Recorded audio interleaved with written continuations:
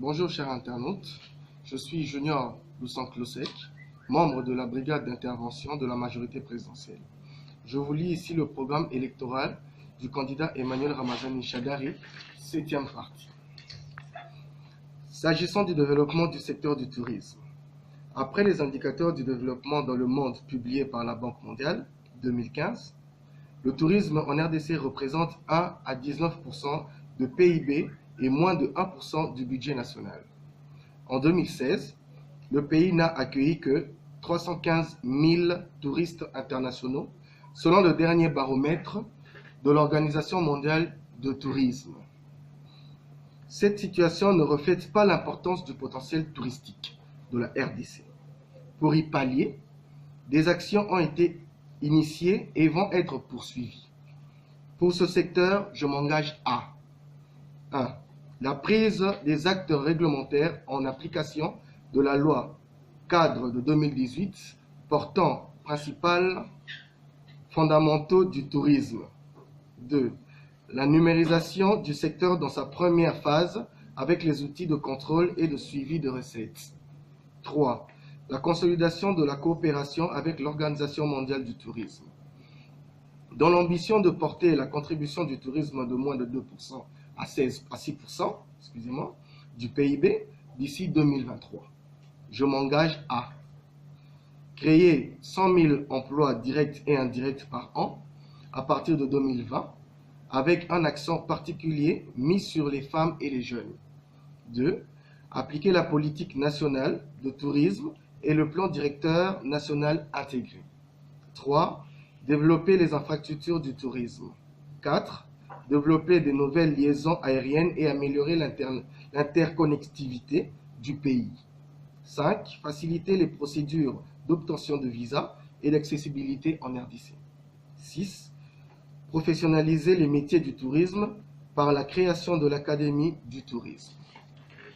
S'agissant de l'amélioration du climat des affaires, je m'engage à éliminer toutes les tracasseries administratives. 2. Poursuivre et accélérer la mise en œuvre des réformes fiscales et parafiscales, contenues dans la feuille de route de réforme Doing Business. 3e axe, lutte contre la pauvreté et axe aux services sociaux de base.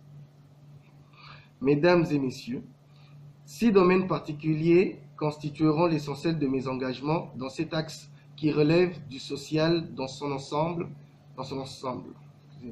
Il s'agit de l'amélioration de l'éducation nationale. 2.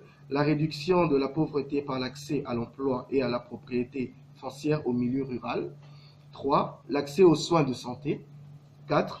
La poursuite de la construction et de la modernisation des infrastructures de base. 5. La promotion de la famille, de la femme, de la jeunesse, des sports, de la culture et des arts. 6. L'amélioration du cadre de vie. S'agissant de l'amélioration de l'éducation nationale, apporter des transformations courageuses et profondes du système éducatif national est clairement notre ambition. Principalement perçu aujourd'hui comme un centre de coût, une charge pesante et budgétivore, la vision que nous portons consiste à faire de l'éducation des Congolais un véritable moteur de développement, un instrument stratégique de création de valeur et de diffusion de l'équipe sociale. L'évolution rapide de la technologie et le bouleversement qui en résulte préfigurent clairement des transformations politiques et socio-économiques d'une ampleur inédite. La convergence mondiale vers l'économie de la connaissance s'accompagne de défis nouveaux qui nous exigent un recadrage urgent de nos ambitions en matière d'éducation en vue de réaliser de bons qualitatifs et quantitatifs dans notre manière d'enseigner et d'apprendre pour rattraper le retard qui nous sépare des nations les plus avancées dans le domaine de connaissances et du renforcement du capital humain.